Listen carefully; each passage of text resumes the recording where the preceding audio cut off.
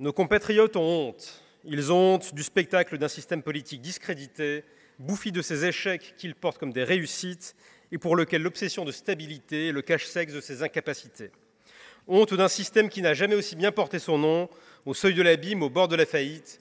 Tous les signaux envoyés sont ceux d'intérêts prébandis et qui cherchent à se préserver, de caciques tellement obsédés à l'idée de perdre leur carte de visite qu'ils sont prêts à tout accepter. Alors malgré tout, un mot pour vous, Monsieur le Premier ministre. Vous voilà la dernière victime du vice présidentiel.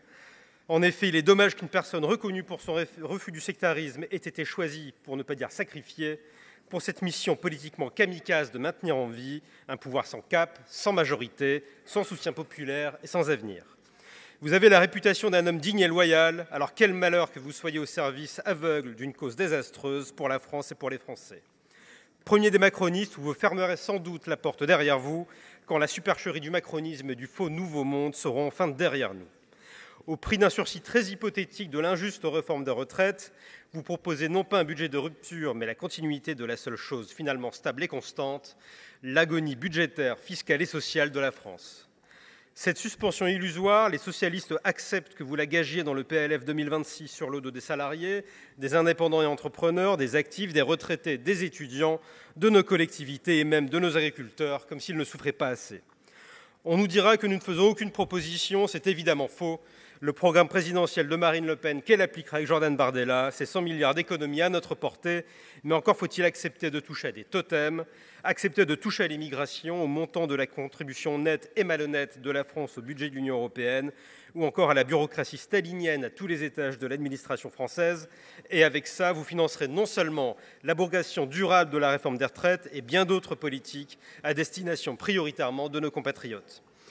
Vous nous direz, le gouvernement propose, le Parlement discutera et il votera. Monsieur le Premier ministre, vous pouvez tenir en suspension ce qu'il reste des anciens partis traditionnels par la peur du retour aux urnes.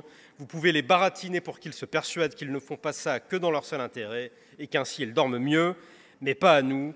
Vous pouvez vous draper dans le respect du Parlement, mais nous savons très bien que tout cela finira dans la moulinette des ordonnances. Nous saurons demain si vous avez gagné 2 semaines, 2 mois, 1 an peut-être, mais vous n'échapperez pas à la seule issue, à la seule voie du redressement et finalement au seul comportement républicain, le retour au peuple et surtout le choix d'une alternance réelle. Encore 1 an et demi, monsieur le bourreau, avant que la tempête électorale ne balaye le macronisme et n'amène le marinisme. Mais 1 an et demi de rien et du pire, c'est long dans l'histoire et c'est long dans nos vies et dans celles de nos compatriotes qui n'aspirent qu'à en profiter. Pour eux, il est encore possible de changer de voie et d'aspirer à l'union de tous les patriotes. Dans tous les cas, même si vous n'avez pas censuré à l'Assemblée, vous aurez mariné à l'Élysée. Je vous remercie.